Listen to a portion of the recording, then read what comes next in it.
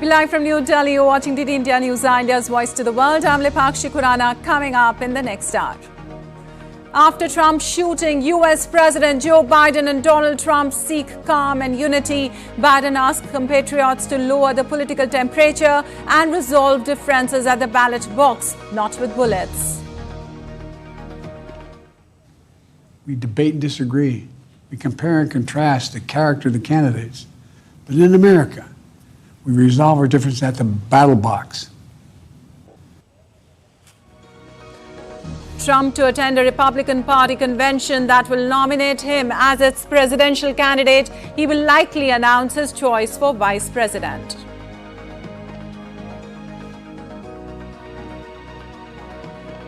Khadga Prasad Sharma Oli, appointed new Prime Minister of Nepal, would be sworn in on Monday.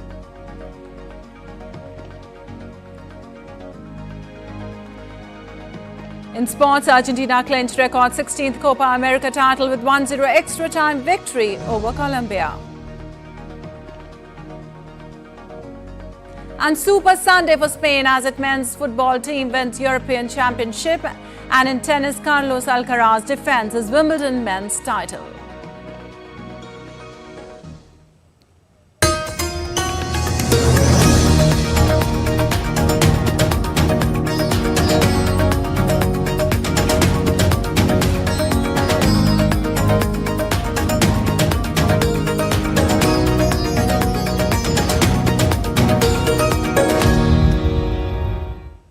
And on to the details now. US President Joe Biden has told Americans it's time to cool down the political rhetoric. He was addressing the nation from the Oval Office a day after a gunman shot at his rival Donald Trump during a campaign rally in Pennsylvania. Jagriti Dave reports for more from Washington. President Biden spoke for around 10 minutes, and in that short time he sought to deliver a message of unity, calling for Americans to resolve their differences at the ballot box and not with bullets, listing a series of examples which included January the 6th, the attack on former House Speaker Nancy Pelosi's husband, as well as Saturday's shooting. President Biden said there is no place for this kind of violence in America and that hate must have no safe harbor, telling Americans that they must all get out of their silos and stand together despite their differences. My fellow Americans, I want to speak to you tonight about the need for us to lower the temperature in our politics and to remember, while we may disagree, we are not enemies. We're neighbors, we're friends, co-workers, citizens, and most importantly, we're our fellow Americans. We must stand together. There is no place in America for this kind of violence, or for any violence ever. Period. No exceptions. We can't allow this violence to be normalized. You know, the political record in this country has gotten very heated. It's time to cool it down. We all have a responsibility to do that. Yes, we have deeply felt strong disagreements. The stakes in this election are enormously high. On Saturday, Mr. Biden had what the White House described as a good, short and respectful call with Mr. Trump. Security plans for this week's Republican National Convention are unaltered in the wake of the shooting. Mr. Trump is attending and is expected to be formally nominated as his party's presidential candidate. Jagriti Dave in Washington reporting for DD India. Pennsylvania shooting at Trump rally, US President Joe Biden said he has ordered an independent investigation into the security for the rally where a shooter attempted to assassinate former President Donald Trump. Condemning the incident, Biden said there is no place for any kind of violence in America. No place in America for this kind of violence, or any violence for that matter. An assassination attempt is contrary to everything we stand for as a nation, everything. It's not who we are as a nation. It's not America. And we cannot allow this to happen. Unity is the most elusive goal of all, but nothing is important than that right now, unity. I urge everyone, please, don't make assumptions about his motives or his affiliations. Let the FBI do their job and their partner agencies do their job. I've directed an independent review of the national security at yesterday's rally to assess exactly what happened. and we'll share the results of that independent review with the American people as well. And finally, I'll be speaking more about this tonight at greater length from the Oval Office. We must unite as one nation.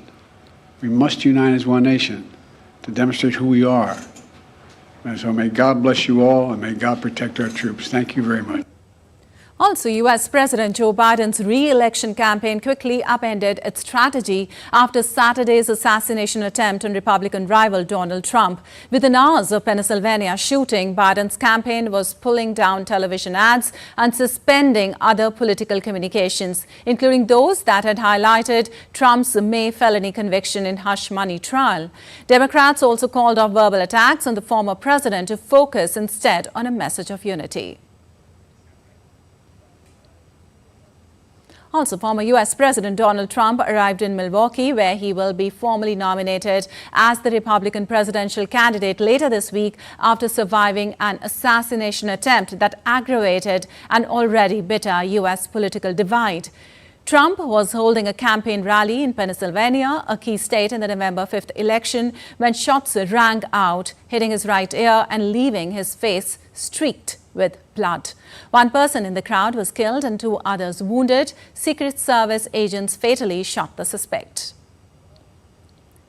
Trump is due to receive his party's formal nomination at the Republican National Convention, which kicks off in Milwaukee, Wisconsin on Monday. The FBI said there were no known threats to the convention or anyone attending, while the Secret Service said they do not anticipate any changes to the security plan.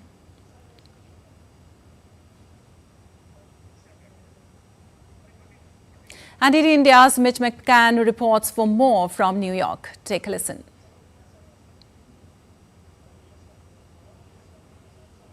The United States, where it has been a dramatic 24 hours with plenty of developments into what has happened here to Donald Trump after that assassination attempt, as the FBI are calling it, yesterday in Pennsylvania. Now, Joe Biden, as you say, has addressed the country and he really pushed the sentiment that people across both sides of the aisle are trying to put across to the American people that it is time for unity. Now, this Oval Office address is only done in very serious matters.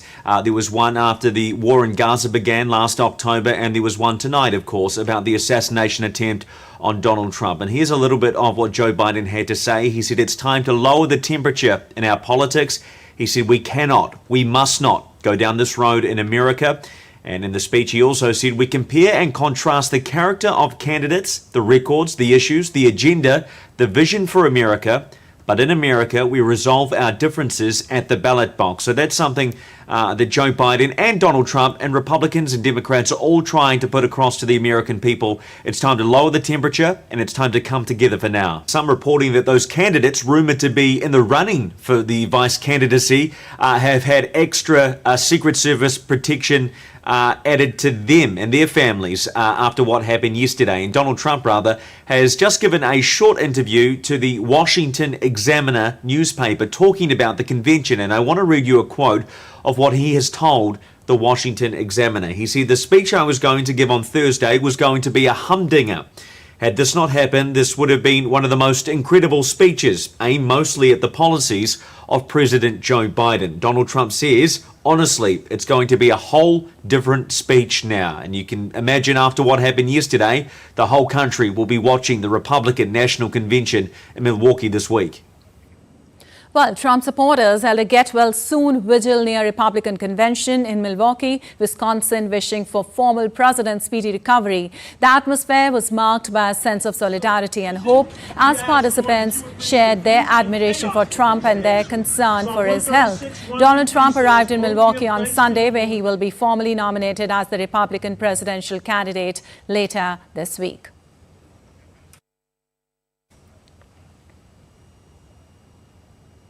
And for more, we have Dr. Rajan Kumar, School of International Studies, JNU, joining us.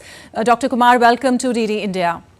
Thank you. Dr. Kumar, I just wanted to know, first of all, that Trump's assassination bid actually opens a dark chapter in America's political history. What do you have to say about the current scenario in U.S. politics and the presidential race? Thank you for having me here. I think this is a very decisive moment for American politics. as you see that this was a crucial moment, and the fight between the two candidates was very, very fierce already, and it was almost bordering on what you call hate speech from both the sides. And now you have this incident, and there are a few things that would be that would decide the character of politics in the coming days. First would be the motive of the killer. This Thomas Matthew Crooks is the name. As you know, he has been identified. Yes. He's a 20-year-old, he just left college a few weeks ago. Yes. And interestingly, as per the reports of U.S. media, he was also registered as a Republican voter. So that's very interesting because some of the people from the Trump campaign side, they started saying that there's some conspiracy, that why did this happen at this point of time, etc. But it gets more interesting and also murkier because that killer, that Crooks, was registered as a Republican citizen, Republican person. So that would be, and he was and also because in many cases earlier we have seen in the case of Reagan's assault in 1981 that the person had the attacker had a mental health issue. Yes. In this particular case, it is being said that ostensibly he didn't have any mental health issue. Okay. Yeah, and he was also registered with a sportsman rifle club in Pittsburgh. It's the investigation would be on, but from the Republican side, especially in the social media, expect a lot of conspiracy theories which would emerge, which are already emerging, but again, this will intensify in the coming days. And the American society, as you know, is completely divided at this moment, and that's exactly the reason that your reporters are reporting from New York, and they are saying that all the Democratic leaders, especially Biden, is urging some kind of unity from the people because they expect more violence. Right. Yeah. Right. Also, So, as you said, Dr. Kumar, there was a very, very fierce fight going on between the two leaders. So, as you was about to say, is it a sensible move by Biden to appeal for calm and his campaign team to halt the verbal attacks on Trump right now at the moment? I think what America needs at this moment is in kind of revival, or at least the faith in the democratic process. What has happened recently that people have lost faith in American institutions. Some of the people, especially from the Republican side, they think that Trump is being targeted. The way people think that the hush money trial in New York, the way it was conducted, probably it was an attempt by the Democratic side to kind of indict him, to send him to jail. So the trust in the public institutions is very, very low, and we have seen it earlier in the case of January 6th attack on the Capitol. That restoring the faith and the trust in public institutions and also in the presidential process, the democratic process, where it allows it provides you the space to disagree, but it does not provide you the space for kind of assault and violence. Right. But unfortunately, America is crossing that line, and people have lost faith in the democratic process, and there is a fear. And there is a real fear that there might be more violence because of this kind of incident. So that's why President Biden is trying to send a message that this is the time that all of us would be united. The Biden campaign team has also withdrawn some of the campaign, the strategy which were strategies which were targeting the Trump personally. So they'll have a different strategy now, where they would focus much more on policies and try to send a message of unity rather than targeting Trump at a personal level. All right, Dr. Kumar, also to put it in perspective, what could be the impact of the attack on former President Donald Trump? Could this be a turning point in his White House bid?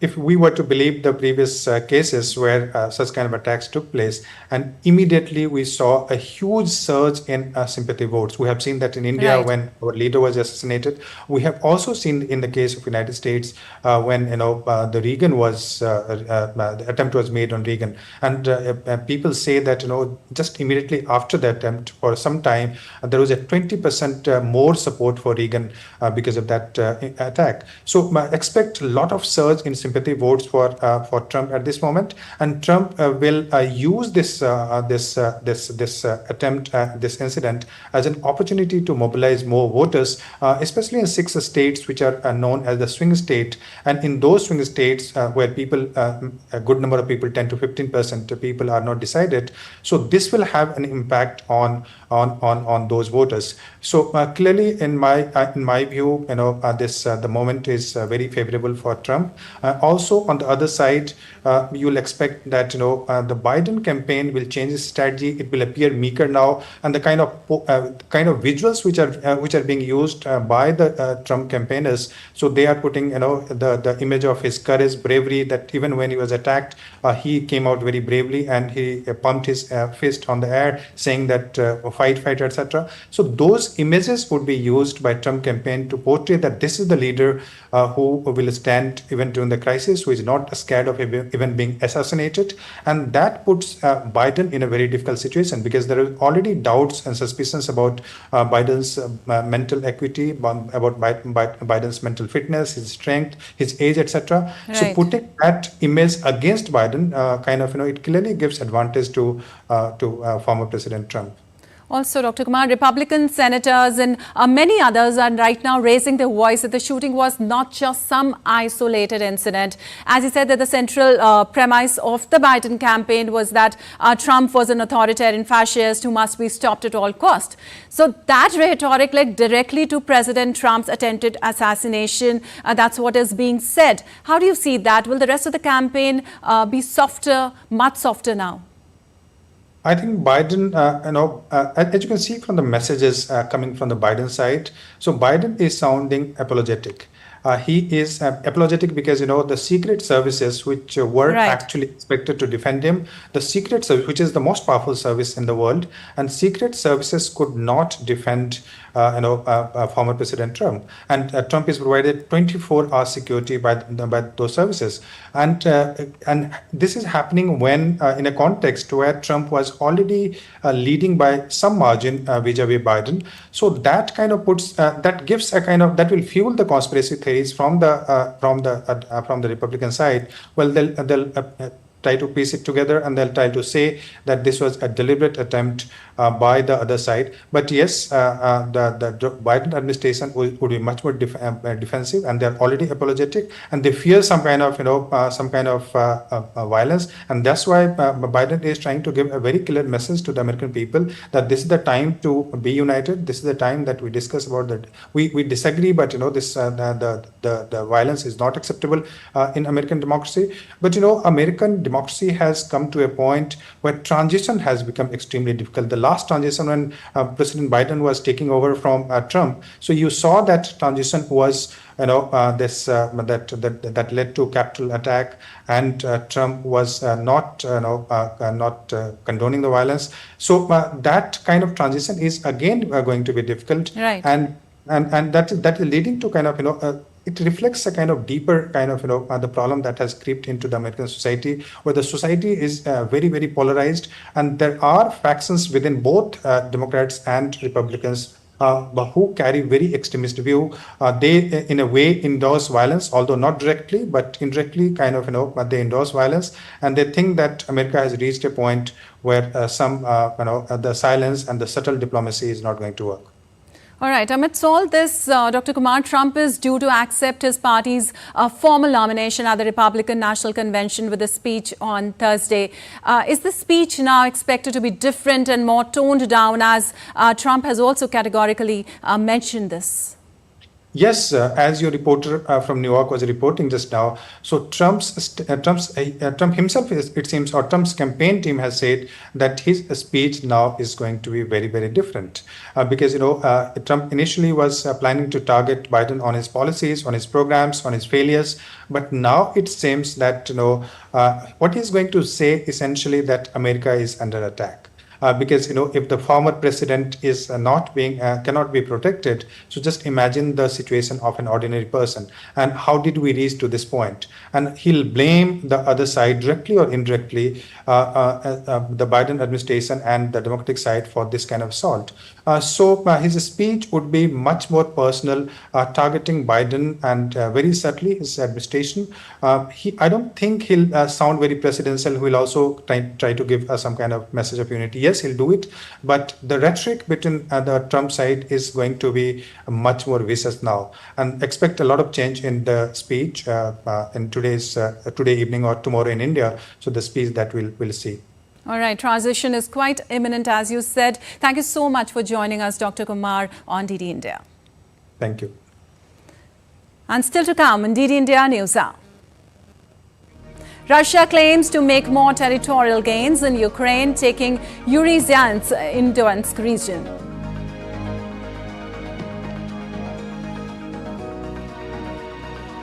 Hamas says it has not withdrawn from ceasefire talks after an attempted assassination of its military commander. And voters in Rwanda to head to the polls for presidential election.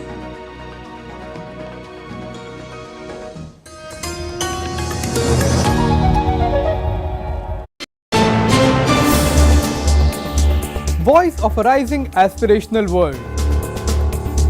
Stories of challenges, struggles and accomplishment. A world battling conflict, hunger and poverty. Embracing growth, development, science and technology. A voice of progress, a voice of unity. Watch Voice of the Global South with me, Akshay Dongre, only on DD India.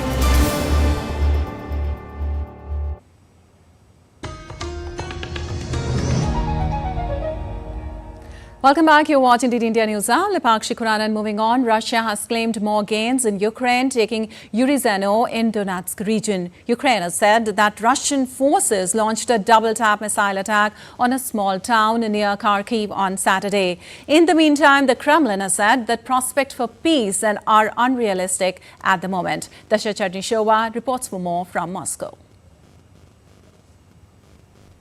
Russian Ministry of Defense says its troops have taken control over the settlement of Uruzhan in the Donetsk People's Republic. The development is set to allow for the movement of Russian troops to an important logistical hub in Velika Novoselka. The ministry also says that it hit a Ukrainian railway train with personnel and military equipment at the unloading station and destroyed combat positions of the German-made Iris-T air defense system. In the meantime, Moscow says there are no grounds for Ukraine peace talks, with NATO declaring Kyiv's quote, irreversible path to the alliance. That's why Kremlin spokesman Dmitry Peskov says Moscow should work and achieve its goals. He said that such promises indicate that NATO will never take into account Russia's concerns, which led to the start of Russia's operation in Ukraine. Speaking about US-Russian relations, Peskov said they are in deep confrontation and that the two capitals find common ground only at the level of military and military diplomats. He added, though, that the time will come when the art of diplomacy will be needed to resolve all the issues that have been piling up between Moscow and Washington. Dasha Chernyshyova in Moscow, reporting for DD India. Well, hostage and ceasefire talks are once again hanging in the balance in the wake of Israel's attempted assassination of a senior Hamas official. A senior Hamas official said that they have not withdrawn from the ceasefire talks with Israel after the attacks in Gaza that targeted the group's military leader, Mohammed Deif. It comes as pressures mounting on Prime Minister Benjamin Netanyahu to do a deal with Hamas to bring the remaining captives home. Sarah Coates has more from Tel Aviv. Now, with fighting continuing right across the Strip, these very delicate, very fragile hostage and ceasefire talks once again hang in the balance amid conflicting reports from Hamas officials on whether the group will move forward on these talks or whether it will pull out. Now, we have heard from the Israeli Prime Minister Benjamin Netanyahu in the wake of this assassination attempt on one senior Hamas commander, leader Mohammed Deif. On Saturday, he came out to say that he's not absolutely certain that Deif was killed in Saturday's strike, adding that it's generated pressure on Hamas to soften its stance when it comes to negotiations. But certainly the loved ones, the family members of these people still being held in Gaza are extremely concerned. There have been demonstrations over the last few days right across Israel as people demand Benjamin Netanyahu come to the table and do a deal with Hamas now. And we do have a statement from the Hostage and Missing Families Forum. It came out to say that by the time everyone comes to their senses and works together, there may be no one to bring back. Now, as domestic pressure continues to build on Benjamin Netanyahu to do a deal with Hamas, also international pressure is mounting. He is set to meet with US President Joe Biden at the White House on the 22nd of July. That is just 2 days ahead of his congressional address. Reporting from Tel Aviv, I'm Sarah Coates for DD India. Well, the navies of China and Russia are holding a joint exercise in the South China Sea and a joint maritime patrol in the Pacific Ocean on Sunday, aimed to enhance military cooperation and safeguard peace and stability. The Chinese and Russian naval fleets conducting exercises in the sea and airspace near Zhangjiang, including anchorage defense, joint reconnaissance and early warning, search and rescue, anti-submarine, anti-missile operations and air defense, and conduct trainings with the actual use of weapons. The joint drill and patrol show a wide spectrum of China-Russia naval cooperation, as the two countries can send many warships to different waters simultaneously. It is expected to last until mid-July. And Rwandans are heading to the polls today for a presidential election, and while official results are not expected until next Saturday, President Paul Kagame looks set to secure a fourth term against two opposition candidates who were cleared to run against him but have only modest expectations. Kagame first came to power in 1994 and won praise during his tenure for rebuilding the country of 14 million after a genocide in which more than 1 million people were killed. He's been in power for over 3 decades and oversaw the removal of term limits via referendum in 2015. And Venezuela's opposition leaders attended a rally at one of the main universities in Venezuela to speak with students ahead of the July 28th vote. Venezuelan opposition presidential candidate Edmundo Gonzalez and opposition leader Maria Corina Machado visited the Universidad Central de Venezuela to meet the students. The rector of UCV had initially denied permission to hold the rally headed by Gonzalez and Machado. However, hundreds of young students showed their rejection to the decision and attended the event to show their support. Machado, who is banned from public office, is backing the presidential hopeful Gonzalez. Gonzalez will face the incumbent president and ruling party's presidential candidate Nicolas Maduro. And KP Sharma Oli, the leader of Nepal's Communist Party, is likely to be sworn in as the Prime Minister of the Himalayan nation on Monday. Sharma was appointed Nepal's Prime Minister for a fourth term on Sunday to lead a new coalition government. First elected as Prime Minister in 2015, Oli was re-elected in 2018 and then reappointed briefly in 2021. Under the new power-sharing arrangement, Oli and the Nepali Congress Party's president, Sher Bahadur Deuba, will rotate in holding the Prime Minister's post until the next general election in 2027.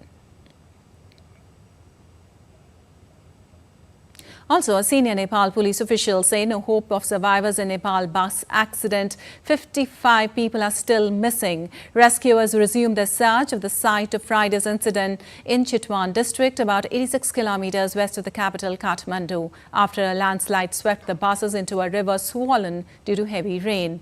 Despite their efforts, the rough terrain and high water levels have severely hampered progress and made it difficult for the rescue operation.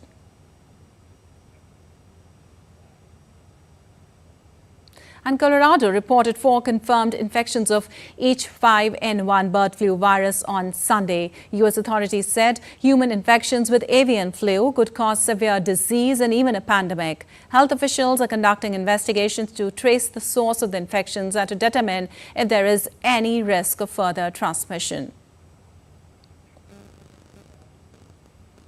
And Kate Middleton, the Princess of Wales, has received a standing ovation while arriving at Wimbledon to watch the men's final. It was the Princess' second public appearance since announcing her cancer diagnosis. After the match, the Princess, wearing a purple dress, one of Wimbledon's official colours, presented the trophies. It was déjà vu for the pair, who met a year prior in almost identical circumstances when the Princess presented Alcaraz the winner's trophy for defeating Djokovic in the 2023 men's single final.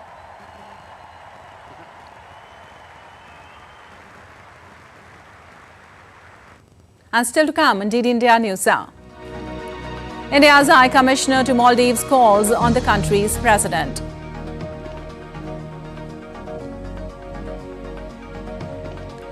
India's Prime Minister Narendra Modi becomes the most followed global leader on X, gains more than 100 million followers.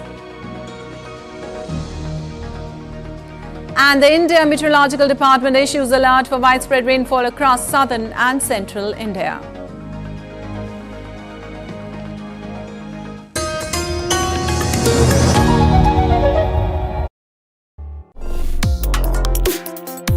Complex issues, hidden agendas, twists and turns, strategic games. We think all dots are linked. We just need to connect them. Join me every week as I connect the dots to unravel hidden designs in statecraft, mysteries, and decode issues that matter to you.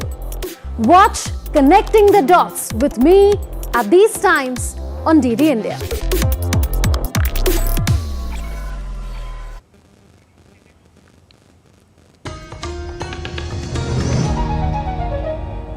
Welcome back. You're watching DD India News. I'm Pakshi Khurana, and time now for a quick recap of the headlines. After Trump shooting US President Joe Biden and Donald Trump seek calm and unity, Biden asked compatriots to lower the political temperature and resolve differences at the ballot box, not with bullets. Trump to attend a Republican Party convention that will nominate him as its presidential candidate. He likely announced his choice for vice president. Khadga Prasad Sharma Oli, appointed new Prime Minister of Nepal, would be sworn in on Monday. In sports, Argentina clinched record 16th Copa America title with 1-0 extra time victory over Colombia. And Super Sunday for Spain as its men's football team wins European Championship, and in tennis, Carlos Alcaraz defends his Wimbledon men's title.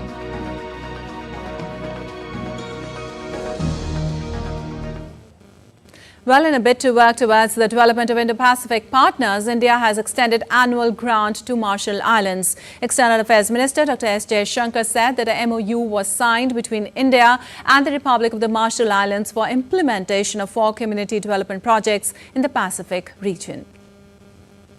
We are also working on the proposals regarding desalination units and dialysis machines for the Republic of Marshall Islands. We believe that today's MOU will enable the implementation of 4 community development projects. I'm glad that these projects cover areas including a community sports center in Ailuk Atoll, airport terminal on Mejit Island, community centers at the Arno and Botier atolls. Well, to accelerate the developmental plan of the country, Maldives President Mohammad Muizi met High Commissioner of India to the Republic of Maldives Ambassador Munu Mahavar. India and Maldives agreed to continue to work together towards the common goals of maintaining peace and stability in the Indian Ocean. President Muizi emphasized India's instrumental role in the development and progress of the Maldives and thanked the Indian government for remaining a consistent ally and among the first to aid the island nation in any critical situation.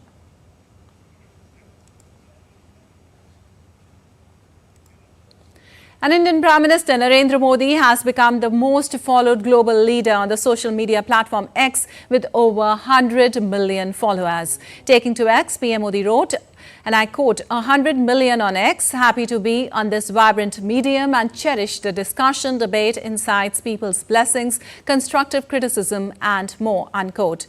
This milestone places Prime Minister Modi far ahead of other world leaders, including the US President Joe Biden with 38.1 million followers, Dubai ruler Sheikh Mohammed with 11.2 million followers, and Pope Francis with 18.5 million followers. When compared with the social media followers of various Indian political leaders, PM Modi stands out significantly. Leader of the opposition Rahul Gandhi has 26.4 million followers, while Delhi Chief Minister Arvind Kejriwal has 27.5 million followers.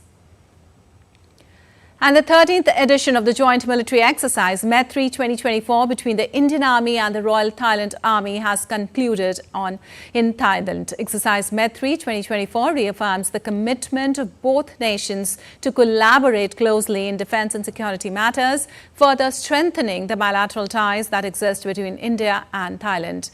The joint training activities during Maitri 2024 encompassed a wide range of tactical activities, including weapon training, day and night firing, rappelling, jungle survival techniques, navigation training, communication exercises, combat first aid and casualty evacuation drills, among others.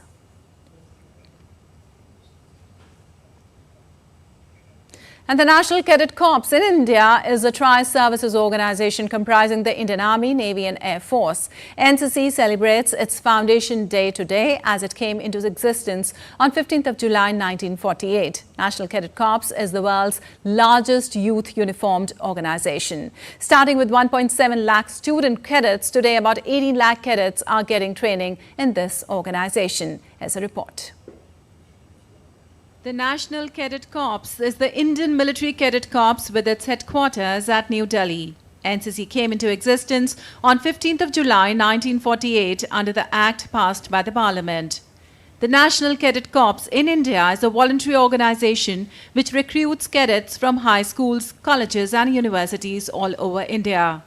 Girl cadets were allowed to enroll in 1949, while the Air Force and the Naval Wing started in 1950 and 1952, respectively. Today, about 18 lakh cadets are getting training across the country. Indian Prime Minister Narendra Modi has also been an NCC cadet. Defence Minister Rajnath Singh has also received training in NCC. The motto of NCC is unity and discipline. The National Cadet Corps is the largest youth uniformed organization in the world. There are a total of 17 directorates of NCC where cadets participate in social work and community development activities. NCC is engaged in grooming the youth of the country into disciplined citizens, thereby contributing towards national integration and nation building. Well, Deputy National Security Advisor Vikram Misri has been appointed as next Foreign Secretary of India and is to take charge with effect from July 15, 2024, succeeding the incumbent Vinay Quatra. Born in Srinagar in 1964, Misri holds a bachelor's degree in history and MBA. He was India's ambassador to China between 2019 and 2021. And World Youth Skills Day is being observed on the 15th of July to celebrate the strategic importance of equipping young people with skills for employment, decent work and entrepreneurship. India's Prime Minister Narendra Modi launched the Skill India campaign in the year 2015, empowering the youth of the country with adequate skill sets that will enable their employment in relevant sectors and also improve productivity.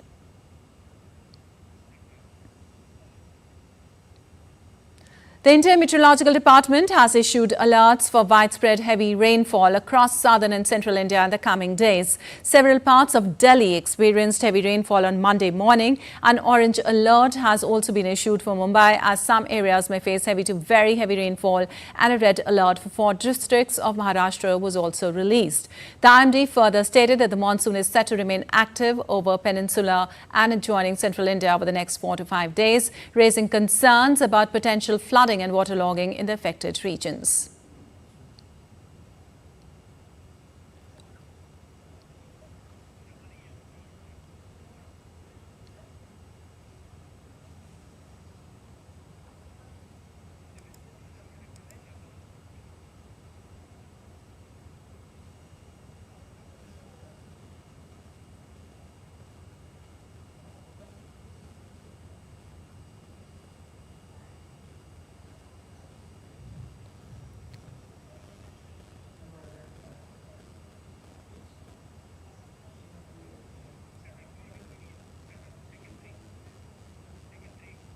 Well, a significant improvement has also been seen in the flood situation of India's northeastern state of Assam, with bringing down the affected population to 5.9 lakhs. 2 people lost their life on Sunday, taking the death toll to 94. Rivers Brahmaputra in some major areas, along with Burading and the Sang, are flowing above the danger mark still. More than 30,000 inmates are taking shelter in 172 relief camps across the state. Lakhs of animals were affected due to the flood. Meanwhile, 3 residents of the village Dodhia, Mahamora and Dodhia Kuligaon were attacked by a leopard while seeking refuge in Dibru-Saikhowa National Park in Assam floods.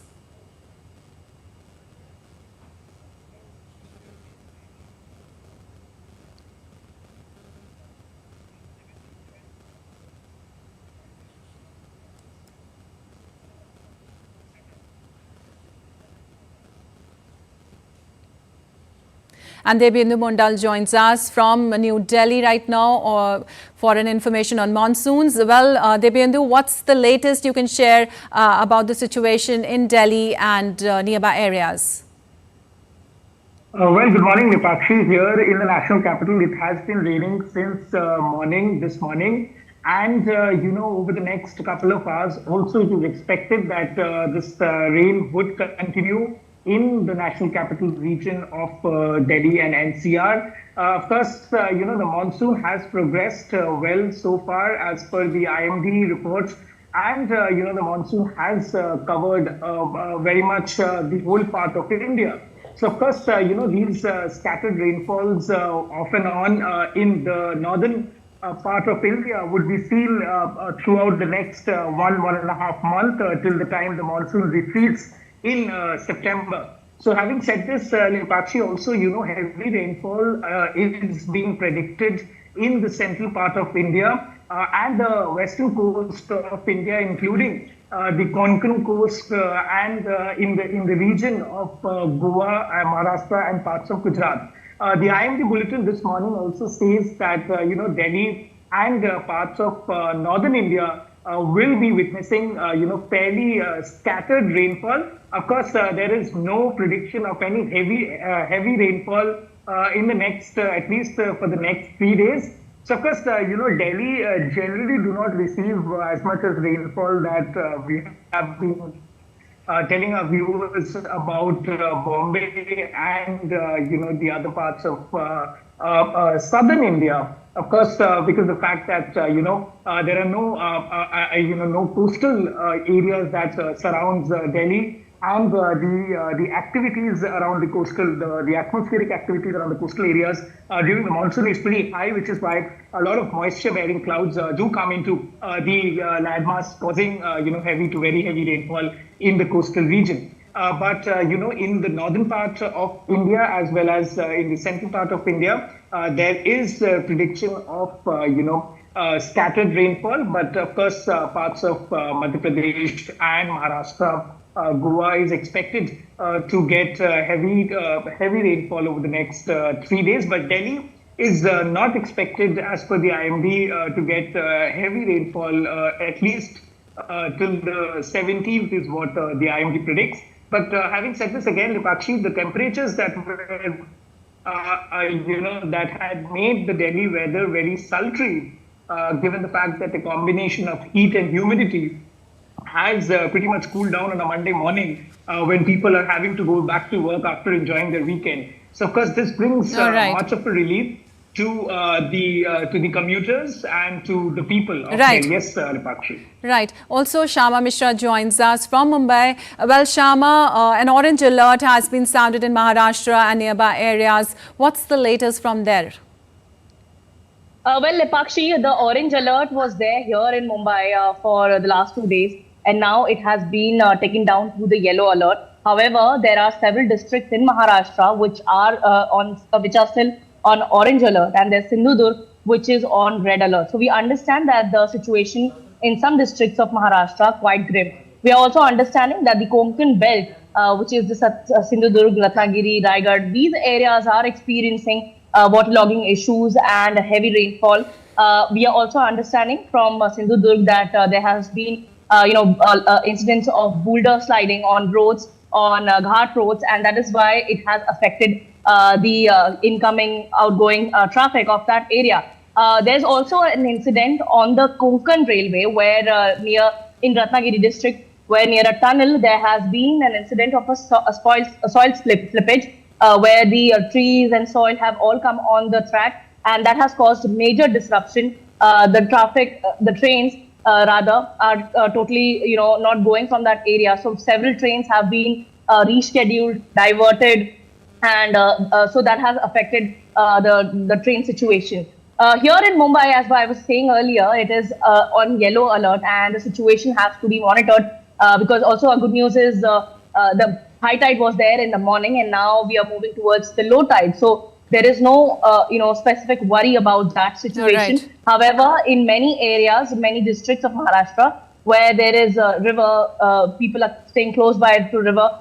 They have several people have been moved to camps as well, and many of them have been given this warning that they should be monitoring the situation. And as and when the waterlogging situation starts happening, they should quickly move out of that place, causing any untoward, avoiding any untoward incident. So that is whole of Maharashtra, and we are going to see more of rain. And the good news over here in Mumbai is that the lakes that supply water to Mumbai, they are also getting quickly filled, and the total percentage that we are talking about, these lakes are around 29%, 30%. So it's a good news for Mumbaikars, and more weight is to be there, has to be done, because these lakes have to be filled to its total capacity so that the water cuts in Mumbai can be resolved totally. All right. Thank you so much, Shama and Debyendu, for joining us and giving us an update on the monsoon. And still to come on DD India News Hour. Spain's Rodri named Best Player of Euro 2024. Yamal wins Best Young Player award. India beat Zimbabwe by 42 runs to wrap up T20 series 4-1. And France's Bastille Day Parade meets the Olympic torch relay in an exceptional year.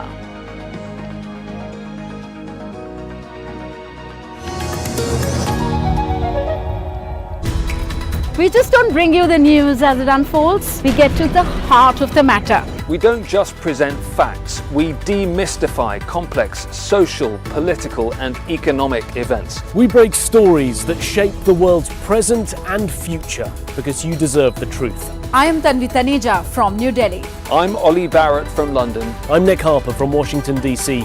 Join us on DD India Global Monday to Friday at these times.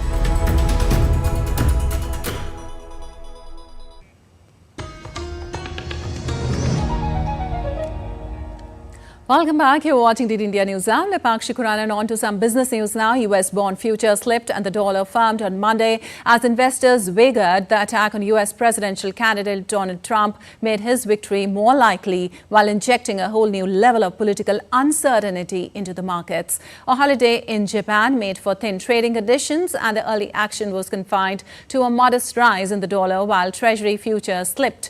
Proposals to levy tariffs on imports would push prices higher while eating into consumer spending power. Meanwhile, restrictions on migration could tighten the labor market and put upward pressure on wages. The dollar edged up 0.3%, or the Japanese yen to 158.15, but remained well short of its recent 161.96 top following a bout of suspected intervention. And Thai economy faces upheaval due to factory closures and cheap Chinese imports. Several key manufacturing plants across Thailand have shut down due to rising production costs and decreased demand, leading to widespread job losses and economic instability in affected regions. As a result, there is growing concern over the long-term economic implications and the potential for increased unemployment.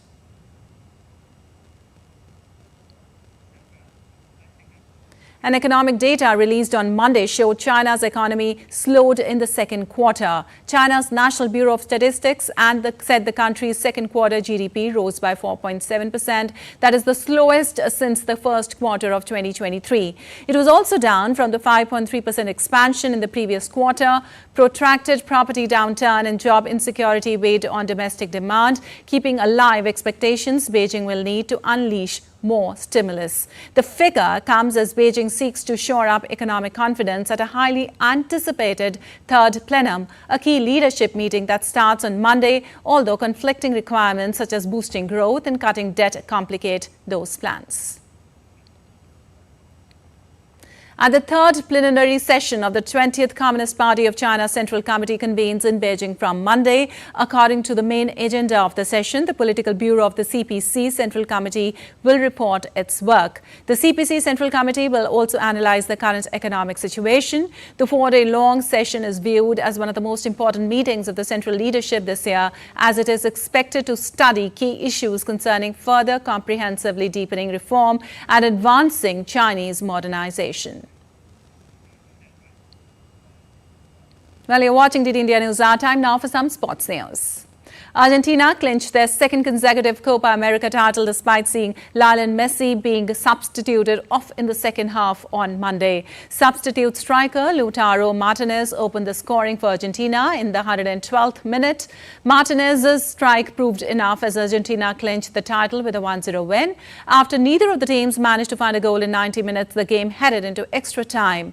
In the second half, Lionel Messi had to be substituted after sustaining an ankle injury. Earlier, the match was delayed by 92 minutes due to a security issue after numerous ticketless fans got inside the stadium, causing a mayhem.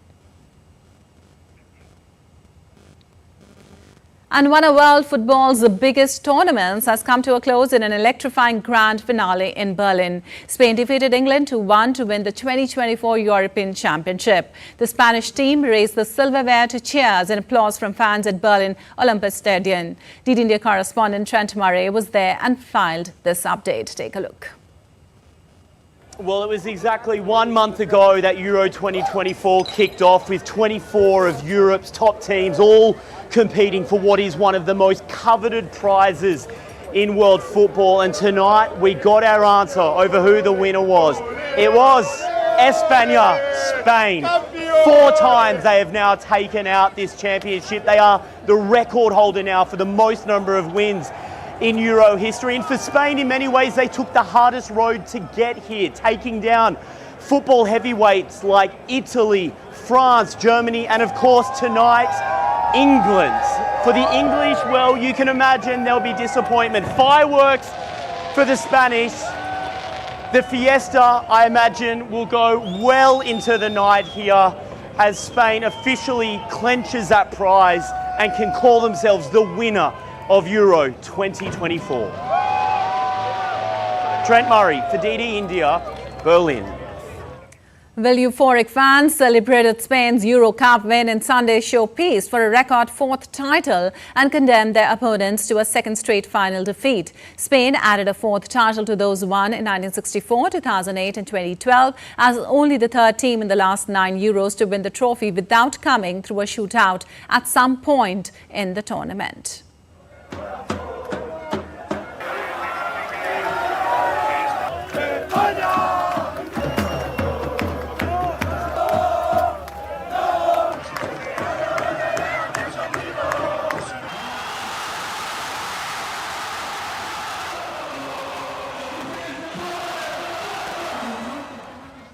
Meanwhile, for England fans, it was yet more disappointment as the country's way to win a major tournament in men's football continues. DD India correspondent John Beaver was at a specially constructed fan park in southwest England for us, where thousands of fans were watching the game on an outdoor big screen. Take a look.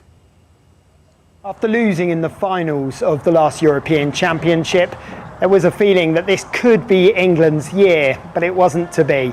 Before kick-off, there was a party-like atmosphere for the 3,000 people at this fan park in southwest England. With England's only victory at a major tournament coming 58 years ago at the World Cup in 1966, the hope was that this could finally be the moment. An early second half Spanish goal silenced the crowd here, but jubilation when England scored an equaliser. But that joy was short-lived as England fell short yet again.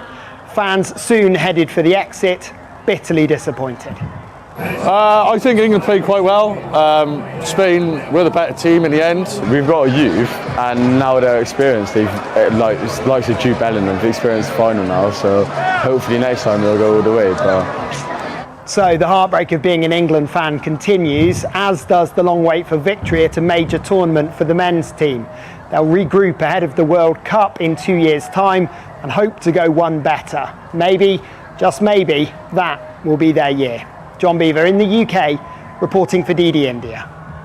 And Spain's Carlos Alcaraz on Sunday created history by becoming the sixth player in Open era to win Roland Garros and Wimbledon in the same year. 21-year-old defeated seven-time Wimbledon champion Novak Djokovic in the Wimbledon men's final. Alcaraz beat Djokovic in straight sets 6-2, 6-2, 7-6. The Spaniard was just too good for one of the greatest tennis players to become the Wimbledon champion once again. Djokovic put up a fight back in the third set and pushed the game to the tie-breaker, but Alcaraz played one of the best games of his career to claim a clinical win on the centre court. And India defeated Zimbabwe in the fifth and final T20 game by 42 runs, clinching the 5-match series 4-1 at Harare on Sunday.